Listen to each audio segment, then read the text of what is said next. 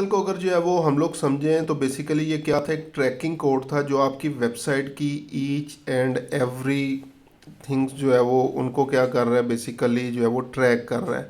اور آپ لوگوں کو بیسیکلی جو ہے وہ ڈیٹا دکھا رہا ہے کہ کتنی بیسیکلی ویب سائٹ کے اوپر جو ہے وہ لوگ آئے، کتنے لوگوں نے پیج ویو کیا، اس کے علاوہ ویو کنٹینٹ کی آپشن، ایڈ ٹو کارٹ کتنے لوگوں نے کیا، چیک آؤٹ کتنے لوگوں نے کیا، اور پرچیز کتنے لوگوں نے کیا۔ اب ہم لوگ جو ہے وہ اگزامپل لیتے ہیں کہ ہمارے پاس جو ہے وہ دو ویب سائٹس ہیں۔ ایک ویب سائٹ ہے جی ریئل اسٹیٹ کی،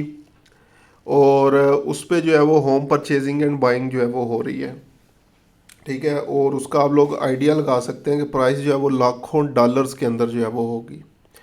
اور ایک سیکنڈ ویب سائٹ ہے آپ کے پاس جس کے اوپر جو ہے وہ لائک بیبی کلوتھز ہیں، یا فیمیل کلوتھز یا میل کلوتھز جو ہے وہ پڑے ہوئے ہیں، جن کے اوپر پروڈکٹ جو ہے وہ $10، $15، $20، $50 تک کی جو ہے وہ پڑی ہوئی ہیں۔ اب ہم لوگوں نے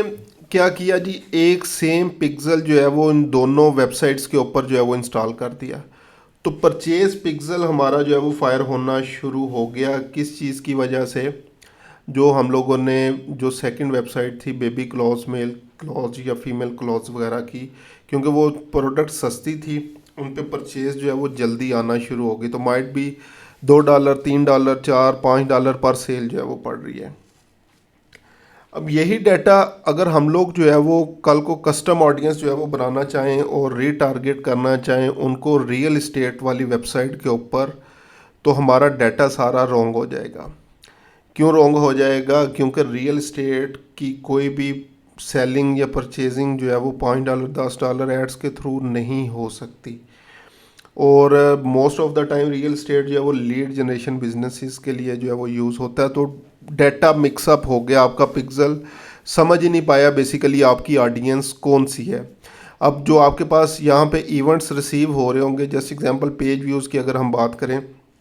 تو مائٹ بھی 100 لوگ صرف آپ کے ریئل اسٹیٹ ویب سائٹ سے ہوں، اور 1000 لوگ جو ہے وہ آپ کے جو کلوتھنگ سٹور ہے وہاں سے جو ہے وہ آ رہے ہوں۔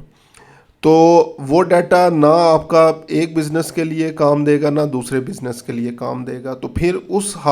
صورتحال میں ہم لوگوں نے بیسیکلی کیا کرنا ہوتا ہے، ہر ویب سائٹ کے اوپر ایک یونیک پکسل لگانا ہے، تاکہ اس ویب سائٹ کا ڈیٹا اسی ویب سائٹ تک جو ہے وہ رہے، تاکہ اگر ہم نے کل کو کوئی کسٹم آڈینس بنانی ہے، ٹھیک ہے، اور